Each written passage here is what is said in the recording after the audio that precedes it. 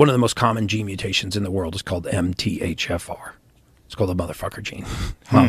Stands for methylene tetrahydrofolate reductase, but we call it the motherfucker gene. This gene is estimated to be compromised in somewhere between 40 and 60%, depending on the study. 40 to 60% of the population has this gene mutation. And what this gene mutation does is it interrupts the ability to convert folic acid into the usable form called methylfolate. And while that might not sound like a big deal until you realize that folic acid is the most prevalent nutrient in the human diet. Folic acid, by the way, is an entirely man-made chemical. You can't find folic. We've been lied to about folic acid. I mean, it's entirely man-made and synthetic. You can't find folic acid anywhere on the surface of the earth. It does not occur naturally in nature. Folate does, but we make folic acid in a lab. And then what we've done since 1993 is we've sprayed all of our grains, all white flour, all white rice, all white bread, and grains of any kind are sprayed with this chemical folic acid. It's called fortified or enriched. So when you spin a box of crackers around, it says fortified whole wheat flour or enriched bleached white flour. That means it's been sprayed with folic acid. Well, 44% of the population can't convert that into the usable nutrient. Why do they spray it with folic acid? Well, I mean, without going down the whole road of conspiracy theory, I mean, you look at the same, pharmaceutical companies that produce folic acid, and you look at some of the downsides of having a synthetic form of a vitamin like folic acid in the diet, and how it's correlated to higher incidences of ADD, ADHD, OCD, manic depression, bipolar. It's correlated to poor gut motility, mood imbalance, anxiety. And because when you put this raw material into the human body, if you can't metabolize it, if you can't methylate it into the usable form, first of all, you now have a deficiency in the form your body needs and an excess in the nutrient you can't process. And this causes things to go haywire.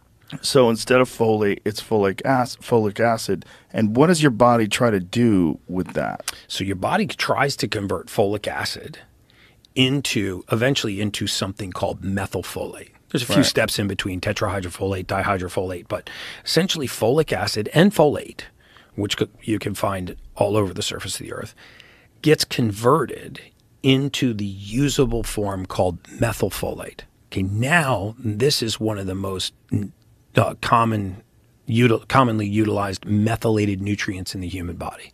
It helps downregulate neurotransmitters. It helps improve the intestinal motility of our gut. It helps degrade thought. It helps to actually break down catecholamines, which are fight or flight neurotransmitters that can actually stimulate thought.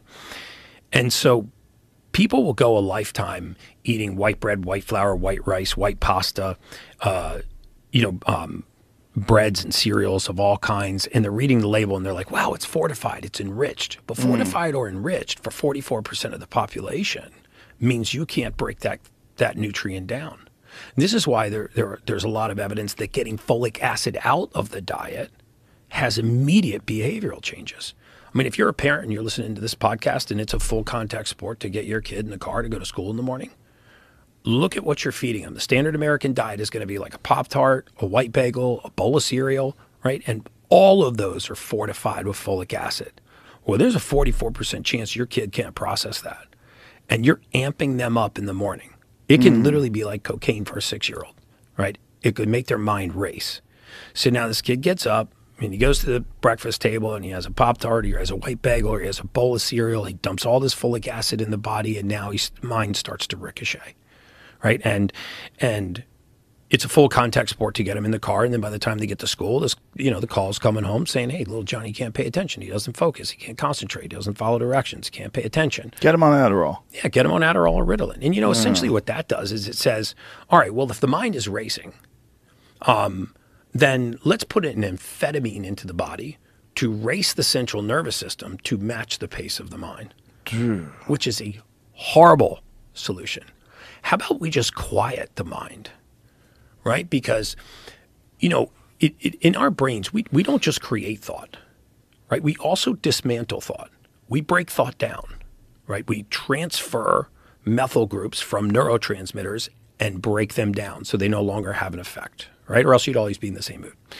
So when we start creating thought at a faster rate than we break thought down, we call this ADD or ADHD, right? But it's not an attention deficit at all. In many of these cases, it's an attention overload disorder. It's too many windows open at the same time, right? So if we're opening too many windows, now all of a sudden we can't pay attention. So it's not that the majority of people with ADD or ADHD lack the ability to pay attention, because they actually can hyperfocus. They lack the ability to pay attention to so many things, right? So, you're thinking about a job you're working on and your friend walks up. And you're thinking about a job and you start talking to your friend and you notice a logo on your friend's jacket that reminds you of a vacation you want to take. So now you're thinking about a job, talking to your friend, looking at the logo, thinking about a vacation you want to take, all at the same time. And why is this? Because very often it's because you have slow breakdown, slow methylation of neurotransmitters. So thought comes in, and now all of a sudden we're like, this kid can't pay attention. This guy's all over the place. If you look at the link between that simple gene mutation, MTHFR, and its incidence in stroke, cardiovascular disease, its incidence in ADD and ADHD and OCD, you'll find not a direct causal link, but enough of a prevalence to say, why wouldn't we just take folic acid out of the diet, add methylfolate, and take a shot at correcting the course of these conditions? So folic acid, when did it get introduced into the human diet? 1993 is, I think, when the federal government signed a deal to spray our entire grain supply with folic acid. I want to say it was 1992 or 1993, and I forget if it was Monsanto. I forget the pharmaceutical company that convinced the U.S. government to spray our entire grain supply. But before that date, like, you ever notice when you go to Europe and you eat bread in Europe, you don't feel like shit? Or you go to Italy and you have a bowl of pasta and you're like, man, normally when I eat pasta, I feel like shit. It just sucks. Okay, that's because it's not sprayed with folic acid. Really? Right? Because I'd always been told that it's heirloom grains and that the wheat that we have today has been modified for higher yield, for smaller acreage. Not is more complex. Well, genetically modified, first of all, the GMO foods. Italy banned GMO foods. Russia, actually, it's a felony to grow genetically modified foods. So GMOs aside, and that's another thing. I mean, I tell people you got to get GMO foods out of your diet, right? We didn't genetically modify seeds to increase yield. We modified seeds to be resistant to glyphosate, right? The poison and pesticide. Hey guys, let me tell you about the one test you need to do once in your lifetime. It's a genetic test, but not the kind of genetic test you think it is. We don't care about your ancestry, your olive skin, your green eyes, or your detached earlobes. What we care about is what nutrients your body can convert and what nutrients it can't. Stop supplementing just for the sake of supplementing and learn to supplement for deficiency.